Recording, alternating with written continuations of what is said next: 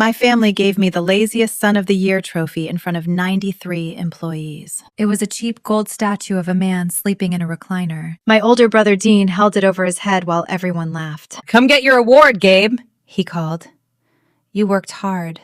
Avoiding work. My father stood beside him, smiling. My stepmother filmed the entire thing. I walked onto the stage, accepted the trophy, and asked one question. "Do you want me out of Turner Cold Freight completely?" Dad laughed into the microphone. "Completely." Dean grabbed my shoulder. "Trucks, customers, accounts, decisions, all of it. We're giving the company back to people who actually work." I nodded.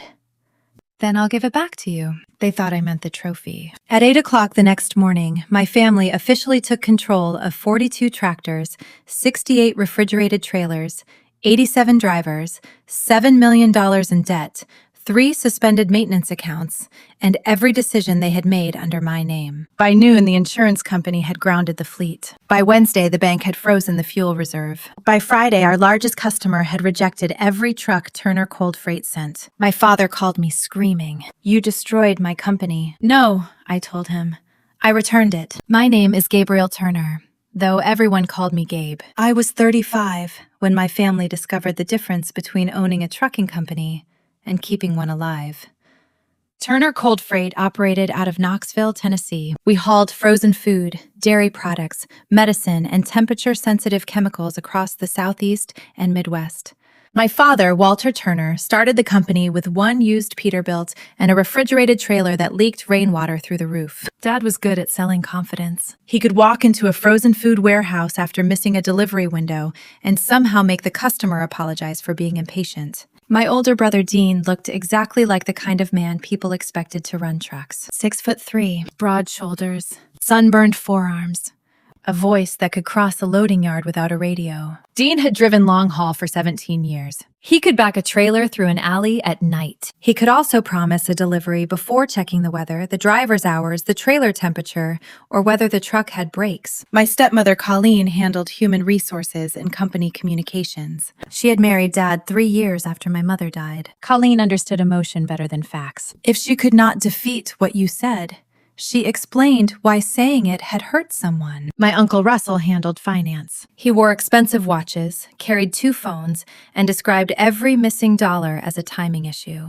Then there was me. I worked mostly at night. From 6 in the evening until 4 or 5 in the morning, I monitored routes, temperature alerts, driver hours, weather closures, fuel limits, customer portals, maintenance exceptions, and emergency freight transfers. At 9 or 10 in the morning, while my father and Dean held meetings, I was usually asleep. That became the joke. "Gabe finally joined us," Dean would say when I arrived after lunch. "Must be nice to work banker's hours," a driver would add. I stopped correcting them. Explaining invisible work to people who benefit from it usually sounds like bragging.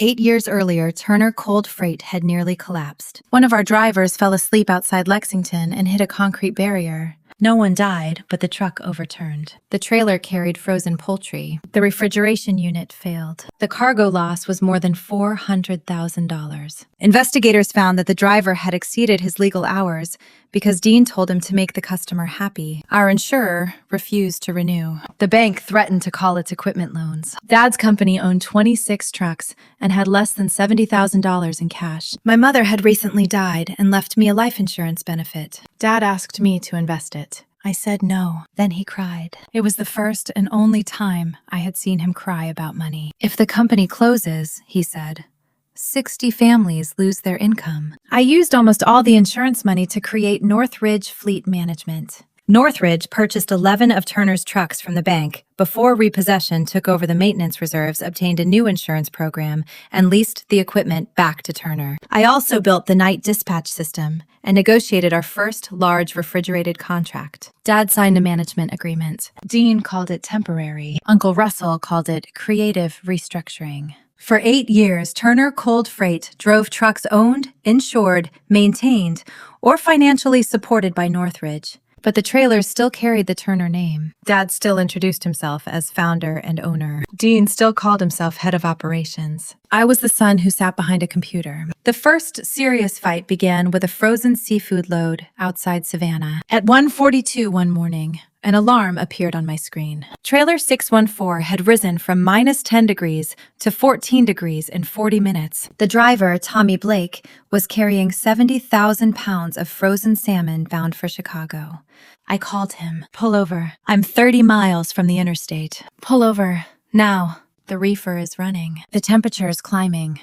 The display says -6. The remote probe says 14. Tommy was quiet. Which one is right? That's why you stop. He pulled into a truck plaza. I called our nearest refrigeration contractor and woke up our dispatcher, Natalie Kim. Natalie was 32 patient and one of the few people who understood why I slept until noon. She logged into the trailer system. The door sensor opened twice, she said. Tom dying didn't open it. Then it may be wiring. Call the customer at 2 in the morning. They would rather wake up than receive warm fish. The technician found a cracked fuel line feeding the refrigeration unit. The unit had been cycling off. The local display was frozen on an old reading. We transferred the cargo to another trailer. The load arrived 7 hours late. The customer accepted it. The repair and transfer cost $12,000. The cargo was worth $380,000. At 9 the next morning, Dean called me. You cost us the performance bonus. I saved the load.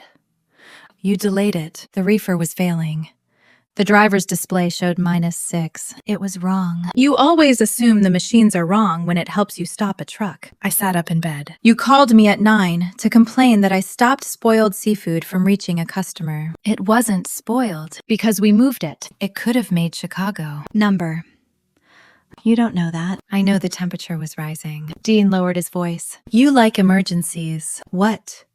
They make you important. I almost laughed. You think I broke the fuel line. I think you turn every small issue into a crisis because nobody notices you otherwise. That afternoon, Colleen posted an employee message. Thank you to Dean and Tommy for working through an unnecessary overnight delay and protecting an important customer relationship. My name was not mentioned. Natalie sent me a screenshot. Want me to correct it? She asked. Number. She made it sound like Dean saved the load. I know. You did. I know. Doesn't it bother you? Yes. Then why stay quiet? Because the temperature data still exists. At the next operations meeting, the customer's quality manager joined by video. She thanked our team for stopping the trailer. If that load had arrived above tolerance, she said, we would have suspended Turner immediately. Dean stared at the table. Dad smiled. That's why we have a great team. After the call ended, I said, the trailer needs a full fuel system inspection. Dean responded. Already handled. It isn't in the maintenance portal. Not everything needs your portal. Insurance requires it. Colleen sighed. Can we have one meeting without Gabe correcting someone? I looked at Dad. Does the trailer need to be safe? Or does Dean need to feel respected? Dad's face hardened. That's exactly the attitude people are tired of. The second fight involved driver fuel cards. Uncle Russell called me into his office and placed a report on the desk. We have a fuel problem. The company had spent $94,000 above budget in 3 months. Several purchases occurred in towns where our trucks had not traveled. Russell tapped the page. Northridge controls the cards. Northridge administers the master account. So where did the fuel go? I'll investigate. Dean sat in the corner. He shook his head. Funny how problems always appear in systems Gabe controls. I looked at him. You think I stole diesel. I think nobody audits you. Russell receives the statements. Russell cleared his throat. I receive summaries. You have full access. Colleen sat beside Dad. She spoke gently. We are not accusing anyone. Dean laughed. We're definitely accusing someone. Dad pointed at the report. Fix it before Friday. I asked Natalie to compare every fuel transaction against truck GPS records. 23 cards had purchased fuel without a matching Turner truck. Most purchases occurred near a warehouse outside Chattanooga. The warehouse belonged to Blue Ridge Freight Solutions. Blue Ridge was a small carrier created 9 months earlier. Its registered owner was Melanie Turner, Dean's wife. I printed the corporate filing. Then I checked our customer portal. Blue Ridge had hauled 12 loads originally booked to Turner. Dean had been sending our freight to his wife's secret company. Worse, he had used Turner fuel cards to pay for Blue Ridge trucks. I met him in the maintenance office. Who owns Blue Ridge Freight Solutions? He did not look up. Never heard of it. Melanie does. He smiled. My wife can own a business. She is hauling Turner freight. We had overflow. She is using Turner fuel. Temporary support. Approved by whom? Dad.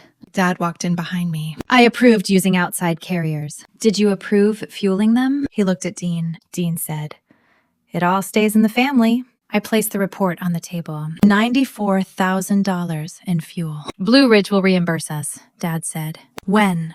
When cash flow improves. Why does Melanie own the company? Dean stood. Because I'm not allowed to own another carrier under your insurance rules. So you hid it under her name. I built something for my family. With this family's customers and fuel. He stepped closer. You built Northridge with Dad's trucks. I purchased trucks from the bank using Mom's money. My inheritance. Family money. It was legally mine. Dean laughed. There it is.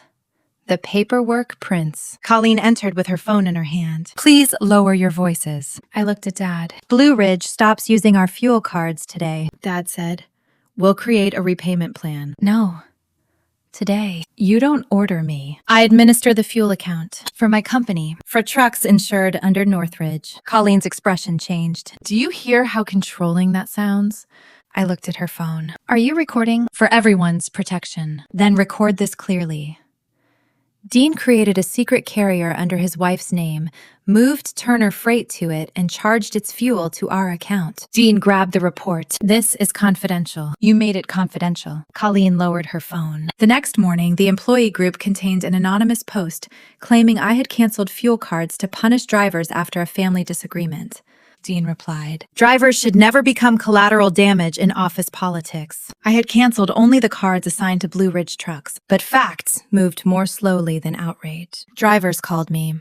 One said his wife had seen the post. Another asked whether payroll was safe. Dad sent a company-wide message. All fuel access has been restored through direct intervention by executive leadership. It was a lie. I had restored nothing. Blue Ridge repaid $11,000. The remaining balance became another timing issue.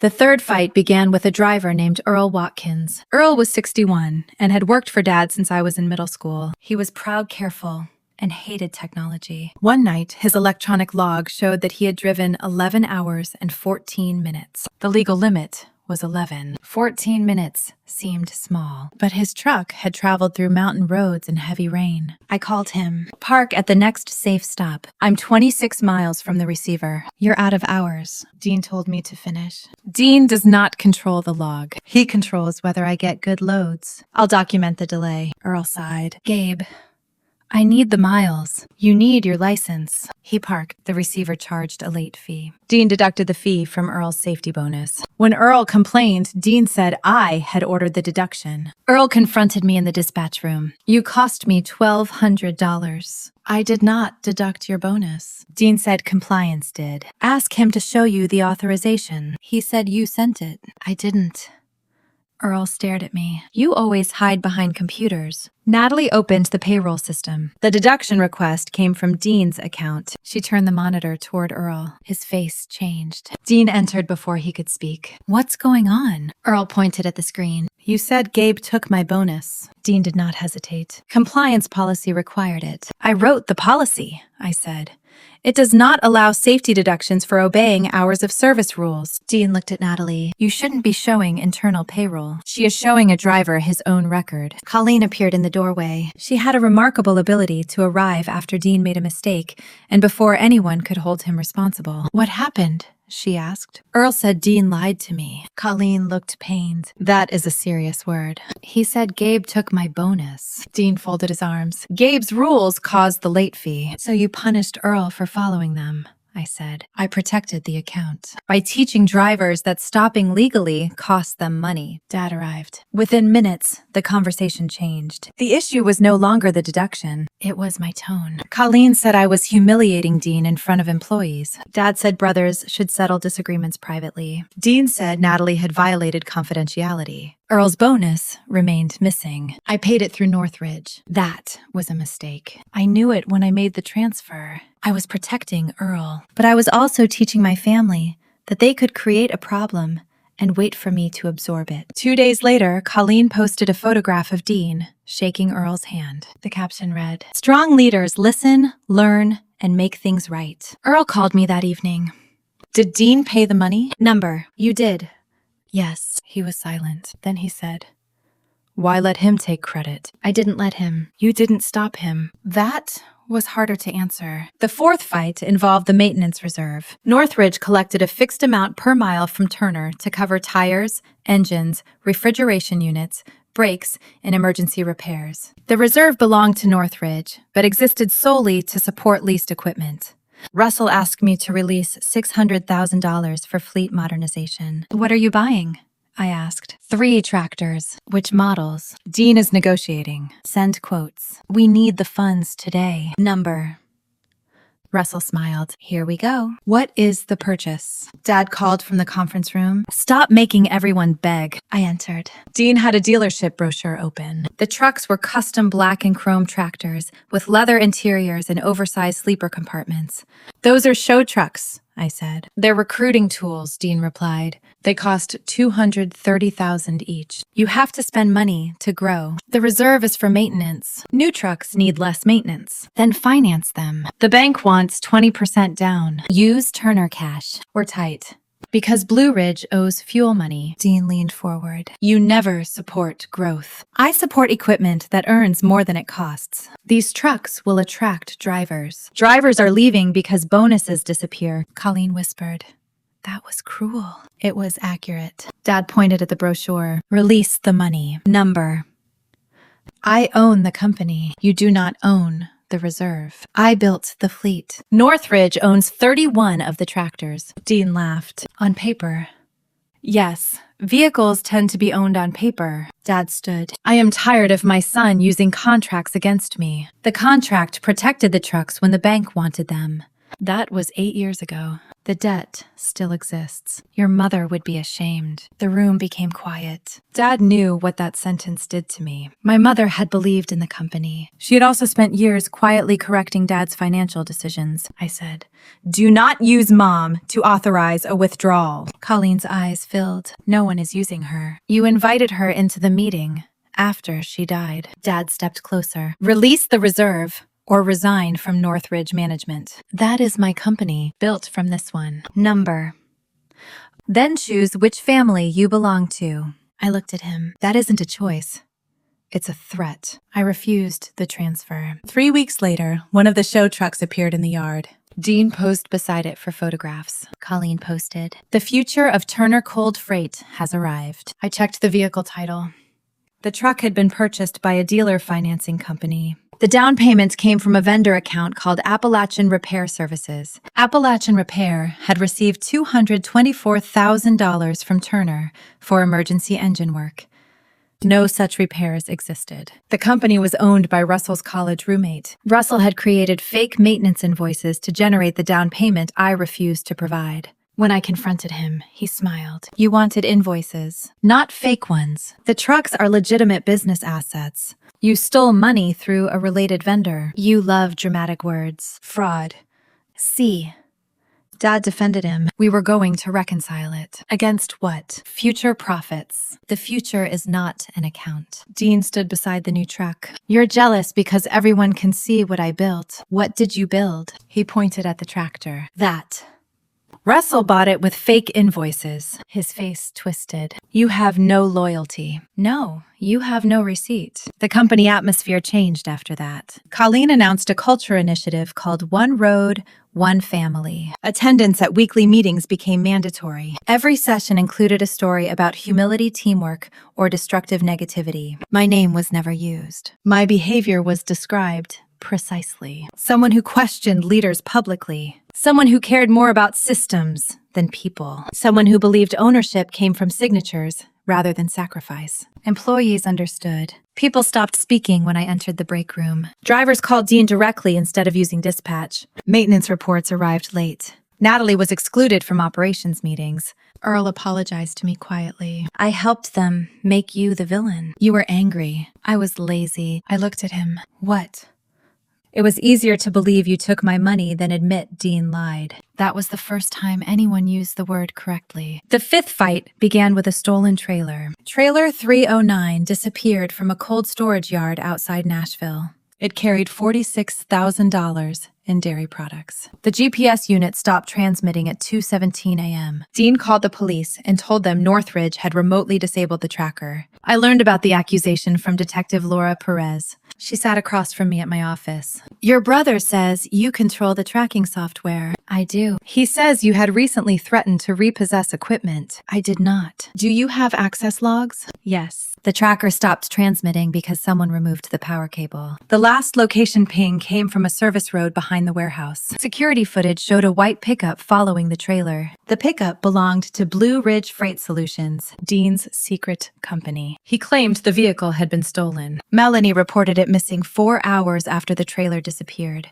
Detective Perez asked for their fleet records. Blue Ridge refused. A week later, the trailer was found at an abandoned poultry plant. The cargo was gone. The doors had been repainted. The vehicle identification plate had been removed. But a maintenance technician found something inside the refrigeration compartment. A temporary access sticker from Appalachian Repair Services. Russell's fake vendor. I called Dad. Did you know Dean was moving the trailer? What are you accusing him of? The truck following it belonged to Blue Ridge. It was stolen. The repair sticker links it to Russell's vendor. That proves nothing. It proves the same people connected to fake maintenance also touched a stolen trailer. Dad lowered his voice. Do not talk to police without me. I already did. You are helping them investigate your brother. I am helping them locate equipment Northridge owns. It has the Turner name. The title says Northridge. He was silent. Then he said, "You've been waiting for this. For someone to steal my trailer. To take the company. I don't want the company." Then why keep reminding everyone what you own? Because you keep treating ownership like decoration. Colleen posted a video that night. She stood beside Dean and Melanie. Melanie cried. Dean looked exhausted. Colleen said their family had suffered a theft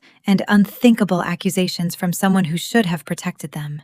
Online comments blamed me. One driver wrote that I had probably arranged the theft to repossess the trailer through insurance. Another said I hated Dean. Detective Perez found the stolen cargo 2 weeks later. It had been sold to a discount grocery distributor by a broker using Blue Ridge's authority. A payment of $28,000 went into an account controlled by Melanie. Dean claimed a dispatcher had acted alone. The dispatcher did not exist. Russell transferred company money to cover Blue Ridge's missing cargo payment. Dad approved the transfer. That was when I met with my attorney, Dana Whitfield. I brought every record, the fuel cards, the false maintenance invoices, the missing driver bonus, the secret carrier, the trailer theft, the show truck. Dana read in silence. Finally, she asked, "Why are you still operating with them? 87 drivers depend on the company." No, they depend on functioning transportation operations.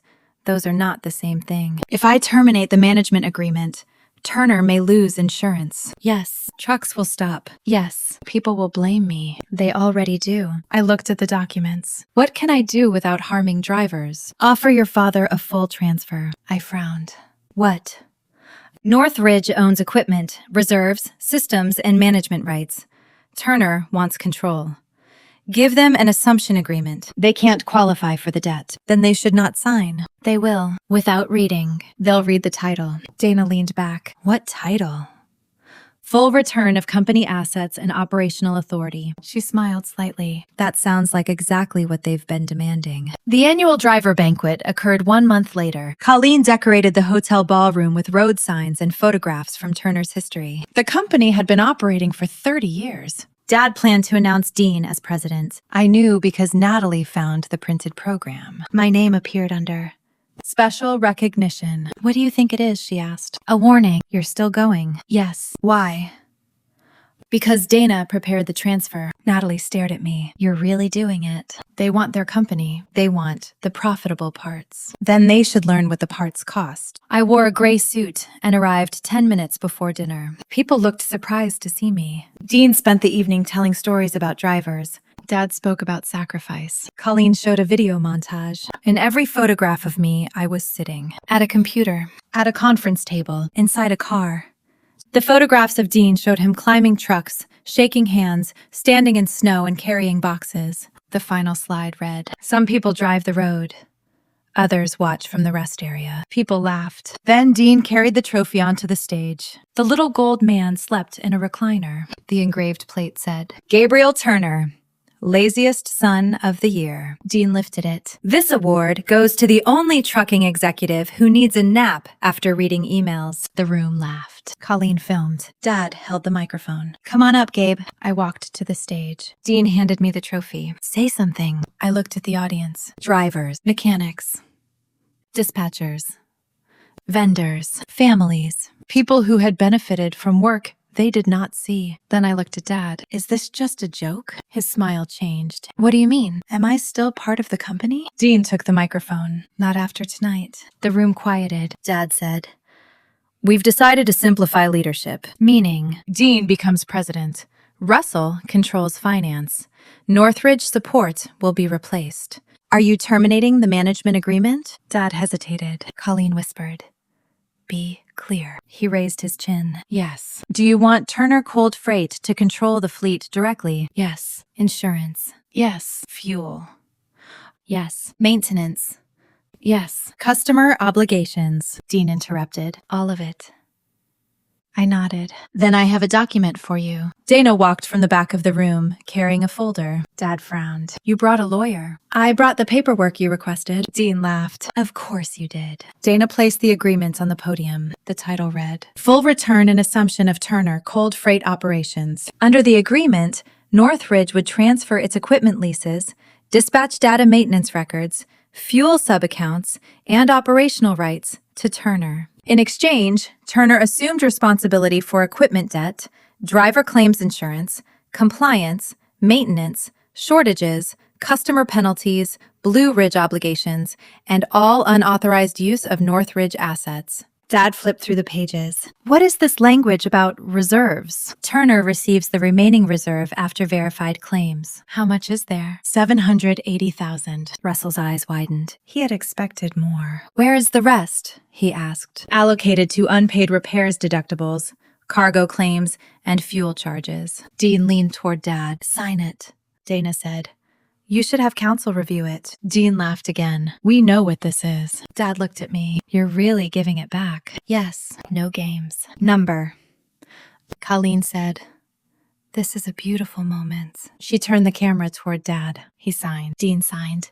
Russell signed as financial officer. Colleen signed as witness. The crowd applauded. Dad hugged me. Into my ear, he whispered, You'll regret proving we don't need you. I held the trophy between us. Maybe. The transfer became effective at 8 o'clock the next morning. At 8:07, Northridge notified the insurer that Turner had assumed direct operations. The insurer requested proof of Turner's own safety management maintenance reserves and collateral. Turner submitted Dean's records. At 10:14, the insurer issued a temporary suspension. 3 unresolved cargo claims appeared under Blue Ridge. 7 trucks had overdue brake inspections. The stolen trailer claim contained conflicting statements. The false Appalachian repair invoices created questions about maintenance records. At noon, the insurer grounded all units pending review. At 12:40, the fuel provider converted the Turner subcards into a direct account. Without Northridge's guarantee, the credit limit fell from $900,000 to $75,000. By Tuesday morning, the cards began declining. The bank reviewed the assumption agreement and discovered Turner had accepted equipment debt it could not support. It froze discretionary transfers. Russell called me. You hid liabilities. They were listed in the exhibits. Nobody reads 400 pages of exhibits. Your signature says you did. You set us up. I told you to use counsel. You knew we'd sign. I knew you wanted control. Dean called next. Release the customer portals. They transferred yesterday. We can't see the premium freight.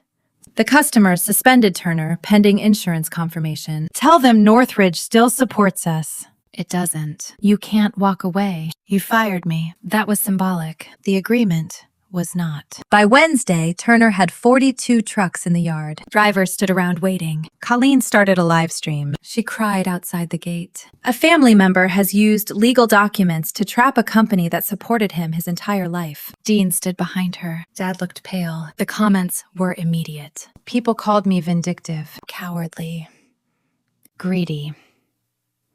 One former employee wrote, He couldn't drive, so he destroyed the men who could. Then Earl Watkins commented, Ask why the insurer grounded the trucks. His comment was deleted. He posted again, Ask about Blue Ridge. Colleen blocked him. The next morning, police arrived at my office. Dad had accused me of sabotaging company systems and withholding operating data. Detective Perez returned. She looked tired. Your family says you locked them out. I transferred credentials under the agreement. Did you delete anything? Number. Did you cancel insurance? No. I notified the insurer of the ownership change. Did you freeze fuel? No. The provider changed Turner's credit terms. Did you conceal claims? Number.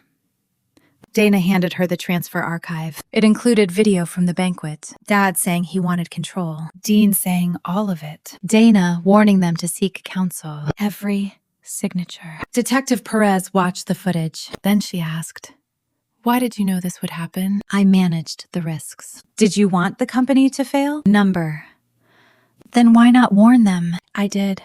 For years. The criminal complaint went nowhere. So my family sued Northridge. They claimed fraud, coercion, sabotage, theft of business opportunities, and emotional distress. Colleen posted the first page of the lawsuit online. The headline read, "A father forced to sue his own son." My clients received emails. Natalie was offered money to testify that I had planned the shutdown. She refused. Then she was accused of stealing dispatch data. Earl was accused of violating confidentiality. The family needed accomplices. When they could not find them, they created enemies. The court scheduled an emergency hearing to decide whether Northridge should be forced to resume operations. The courtroom was full. Driver sat behind Dad. Reporters sat near the wall. Dean wore a dark suit instead of work boots. Colleen wore white. Russell carried 3 binders. Dad's attorney began with the trophy video. He showed me standing on stage. He argued that I had used humiliation as motivation for revenge. Then he called Dad. Dad described building the company from nothing. He described supporting me after Mom died. He said Northridge existed only because he allowed it. His attorney asked, "What did your son do after receiving the trophy?" "He shut down the company." I whispered to Dana, "That isn't what happened." "I know." Dad continued. "He wanted us to beg." Then Dean testified. He said I had always resented drivers. He described me as physically unable to understand trucking. He claimed Blue Ridge existed only to help Turner manage excess freight. He said the stolen trailer involved a dishonest contractor. Russell testified that the maintenance reserve had been manipulated to make Turner look insolvent. Colleen testified last. She cried beautifully. "Gabe has always needed control," she said. When Walter chose Dean as president, Gabe decided no one could have the company. Dana stood. "Mrs. Turner, did you film the banquet?" "Yes." "Did Walter ask whether Gabe's removal was complete?" "Number." The video played. My voice asked, "Do you want me out of Turner Cold Freight completely?" Dad answered, "Completely." Dean said, "Trucks, customers, accounts, decisions, all of it." Dana paused the video. "Did you hear that?" Colleen wiped her eyes. It was emotional. "Did you sign the transfer?" "Yes." "Were you told to seek counsel?" I believed the document was ceremonial. Why did it contain 400 pages of exhibits? She looked toward Russell. "I don't know." Dana called Natalie. She explained the night dispatch system, the seafood load, the temperature alarm, the customer suspension risk, the insurer's requirements. Dad's attorney asked, "Isn't it true that Gabe rarely arrived before noon?" "Yes." "So employees reasonably viewed him as absent." "He worked until 5 in the morning from home. Sometimes, while drivers were on the road. That was why he was awake." Earl testified next. He described the false bonus deduction. "Who paid you?" Dana asked. "Gabe." "Who took credit?" Dean. Dean looked away. Then Detective Perez testified about the stolen trailer, Blue Ridge's pickup, the cargo sale, the payment to Melanie, the fake dispatcher. The investigation remained open. Finally, the court-appointed forensic accountant presented the reserve records. Northridge had not stolen the maintenance money. Turner owed Northridge an additional $412,000. Fake Appalachian repair invoices had drained company funds. Blue Ridge owed $83,000 in fuel charges. The show truck's down payment came from false maintenance expenses. Several insurance claims had not been reported properly. Turner's financial position was worse after receiving the company, because the transfer ended Northridge's subsidy. Dad's attorney stood. "Subsidy." The accountant nodded. "For 8 years, Northridge charged below-market equipment leases and absorbed emergency operating costs." "How much?" "Approximately $3.1 million in cumulative support." The courtroom became silent. Dad stared at me. He had never asked for that total. Maybe he had been afraid to know. Dana called me last. Dad's attorney approached. "Mr. Turner, were you embarrassed by the trophy?" "Yes." "Angry?" "Yes." "Did you terminate your support the next morning?" Number.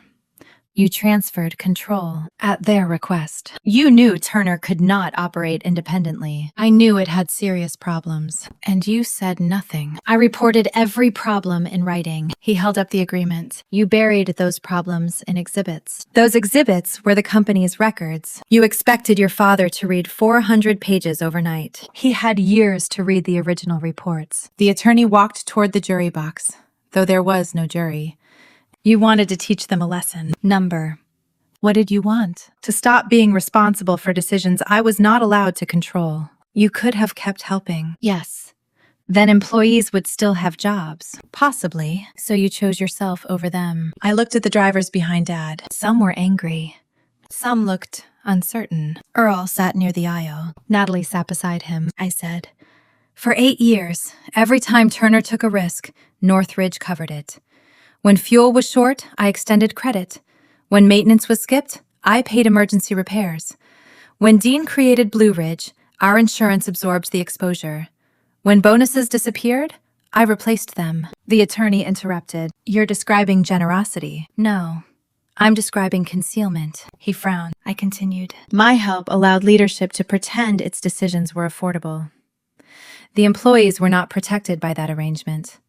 They were trapped inside it. You still let the trucks stop. The insurer stopped them after reviewing Turner's own records. You triggered the review by telling the truth about who controlled the fleet." The attorney looked toward Dad. "Why not remain guarantor?" "Because they fired me. A son should not require a title to help his father. A father should not require his son's signature after removing his voice." The judge reviewed the evidence for 2 days. She denied Turner's request to force Northridge back into management. She ruled that the transfer agreement was enforceable. The family had knowingly accepted control. The fact that they failed to understand the risks did not make the contract fraudulent. The lawsuit collapsed. But Turner Cold Freight did not recover. The insurer offered limited coverage at a price the company could not afford. The bank called part of its debt. Blue Ridge entered bankruptcy. The show truck was repossessed. Turner sold equipment to pay driver wages and customer claims. 6 months later, the company entered liquidation. Dad lost the yard. Russell was charged with financial fraud involving the fake maintenance vendor. Melanie entered a plea agreement in the cargo theft case. Dean lost his management role and agreed to surrender his commercial license for a period,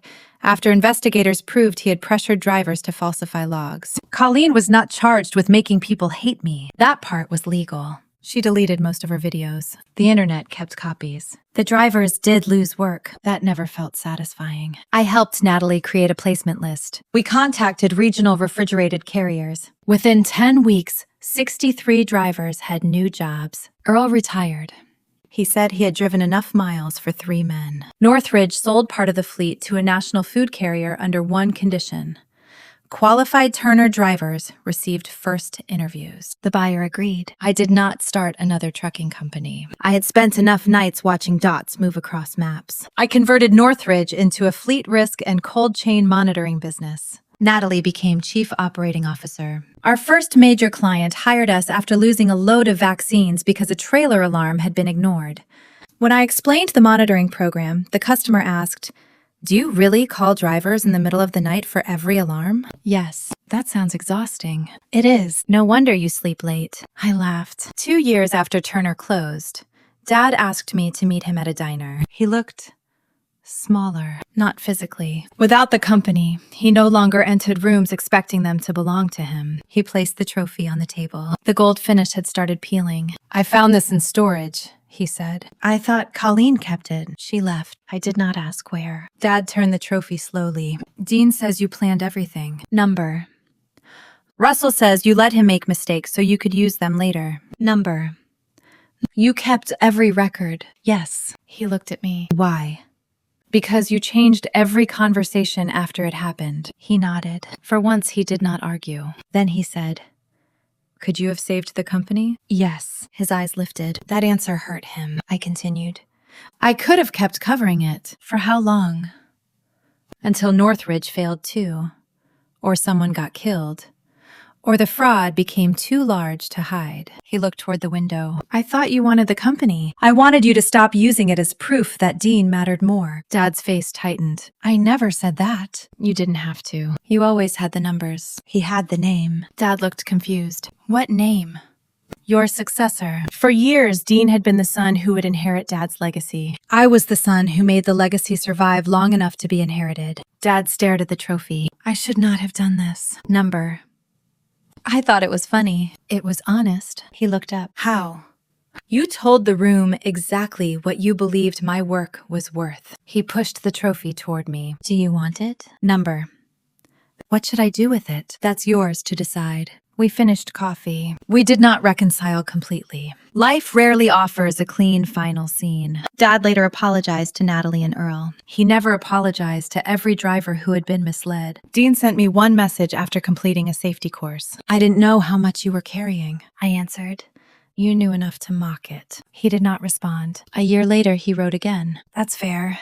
It was not forgiveness, but it was the first time he accepted a consequence without explaining why someone else had caused it. People still tell the story differently. Some say I destroyed my father's company over a trophy. Some say I trapped my family with a contract. Some say I should have continued helping for the drivers. They remember the stage because humiliation is visible. They do not remember the 8 years before it. The midnight calls, the fuel guarantees, the trailer alarms, the maintenance bills. The customer appeals, the claims I absorbed, the bonuses I replaced, the fraud I documented, the risks I carried while the men on stage called themselves builders. My family gave me a trophy for doing nothing. Then they demanded full control of everything I had been doing. So I gave them the trucks, the customers, the fuel accounts, the maintenance records, the debts, the claims, the decisions, and every consequence that came with them. I did not take their trucking company away. I stopped carrying it while they told everyone my hands were empty. That was the lesson they learned